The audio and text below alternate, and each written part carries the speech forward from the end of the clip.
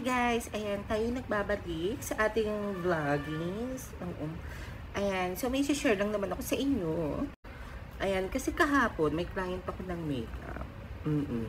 And then, so, siyempre may client tayo. So, tinanong ko yung client. Sabi ko, madam, ano po i-avail nyo? Traditional ba or airbrush? Sabi ko, gano'n. And then, sabi niya, parang gusto niya mag-airbrush. Siyempre si bakla, parang, ay, go laban. Tapos shootang inis. Bakla, ngayon ko lang napansin na wala pala yung airbrush ko. Bakla, as in, nawawala siya. Siyempre, ayun, nauwi kami sa traditional. Nakakahiyangas, pero sayang kasi malakihan pag airbrush. And then, ayun, so, iniisip ko, baka naiwan ko lang talaga dito sa bahay, ganun, ganyan. So, pag uwi ko, hinanap ko agad yung airbrush. Bakla. Wala talaga yung airbrush. Pumunta na ako dito sa studio ko, sa baba ng bahay namin, wala. As in, pumintik yung ulo ko. Sobrang sumakit ulo ko sa stress, as in. Tapos sabi ko nawawala yung airbrush ko. Magkano yun? Sabi ko gano'n. Andoon yung mga foundation na nag-invest ako para sa airbrush, as in. Kasi, ang mahal ng isang foundation ng airbrush, lalo yung Temp 2. Magkano yun? Parang 1,995 ang isa. So, meron akong 5 shade. Tapos meron pa akong glam box na 2 shade. Magkano rin yun? Yung isang. So, si bakla, stress na stress. Parang nawalan ako ng gana. Yung alam mo yung binakasyon ko nung 24 and 25 sa Masasa. Alam mo parang ako na-refresh. So, ganyan, tapos nag-showtime pa kami ng isang araw. Shoota, napalitan lahat ng stress. As in, parang bumalik. Parang gusto ko ulit magdaga. And then ayun, so si bakla, naghanap ako. Hanap ako kung saan ng airbrush, ganyan, nag-post ako. Sino ba nagbebenta sa inyo ng airbrush na wala kasi airbrush ko? And then, ayun, meron akong chinat sa marketplace ng airbrush. Ang ganda, Temp 2. As in, sobrang ganda noon. Pakarap ko yan. And then ayun, syempre, walang patumpik-tumpik pa. Minessage ko talaga. Tapos nag-reply naman, kasi ano siya parang 15K. Fix na daw kasi all in. So, sobrang daming foundation, ganyan. Ang dami as in. Tapos, ayun, then 15K. Tapos, last price daw is 13K. So, inisip ko, hala shit, ang mahal naman. Sabi kong gano'n. So, punta ako ng Lazada. So, may nakita kong opulent na 5,000. Kasama na yung, may 4 na siya na foundation, yung silicone base. Sabi ko, kaya rin na to. So, check out agad si bakla. So, ayan. Tapos, nung gabi, nag-chat yung sa marketplace. Sabi niya, madam, kukuhanin mo pa ba? Tapos, sinabi ko hindi na ako nahiya. Sinabi ko, madam, okay, sabi ko, madam, pwede bang 10K? Sabi ko ganun, kunin ko now na, magbubuk agad ako ng Lalamove. Tapos, alam niyo ba, sabi nung nasa marketplace, o sige, deal.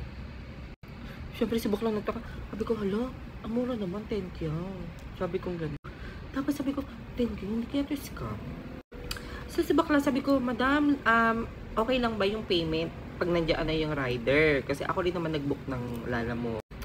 Tapos biglang nag-offer si madam na gusto mo video call tayo, papakita ko sa'yo. So yun, nag-video call kami. Tapos nakita ko, shit, ang daming foundation as in. Tapos, alam nyo ba, ang bongga talaga. Tapos ayun, wala naman tumpik-tumpik pa talagang go. Binili ko na siya, as in, binayaran ko na siya, ganyan. Ayan, so ito na, ipapakita ko na! Ayan guys, ito yung Temp 2 na compressor. Diyos ko, sobrang bigat niya, as in. Tingnan nyo, oh. As in, sobrang bigat niya. Ito yung pangarap ko na airbrush noon pa. Kaso hindi ko mabili-bili kasi, as in guys, compressor pa lang, napakamahal. As in, super. Tapos tingnan mo, ito yung mga foundation niya. Ayan, ayan. Tapos, ewan ko kung ano ba to. Colorless powder. Hindi ko alam paano saan ba yan. Sa mga dyan, paano ba yung gamitin. Then, ayan, meron pa. Tapos, eto, tingnan nyo to ha. Ewan ko ano ba to. Parang pwedeng pang blush. Tingnan nyo, eto pa lang 3.6 na. Tapos, itong Temp 2 Pro Air Brow. Diyos ko guys, magkano siya? Diba? 6,800. Tapos, ito din. Itong Temp 2 Pro Multicolors Makeup Starter Set. Ewan ko, hindi ko rin alam kung paano ba to. Parang sa eyeshadow ata to, parang gano'n. Kasi may mga highlighter siya nakasama, gano'n. Tapos, tingnan yung presyo niya. 6,000. So, di ba magkano na 6,000? 6,800. Tapos, ito, 3,600. Tapos, guys, alam nyo ba? Nakuha ko lang siya. Alam nyo ba, guys? Nakuha ko lang siya ng 10 kyaw. O, di ba? As in, 10,000 lang natin siya nakuha. As in, oh my God. Nakabili tayo ng airbrush for only, na-tempt to pa ha, for only 10,000 pesos. As in, tapos kasama na rin yung lahat, oh. Diba? Tapos, ayan, etong Star Max. Ayan, oh. Siyempre, kasama siya. Ito yung airbrush gun. Tapos, ito yung Star Max. Hindi ko alam paano to gamitin. Ayan, oh. Hindi ko alam paano ba siya gamitin. Naku, magsa-search tayo talaga. So, ayan.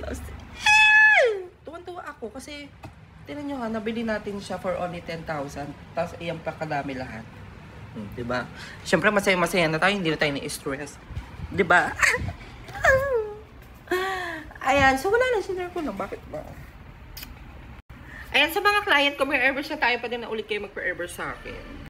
Kasi iniisip ko, kung sa Lalamove ako, iniisip ko kasi may magpapa-airbrush sa akin ng December 1. Shoot baka hindi siya umabot.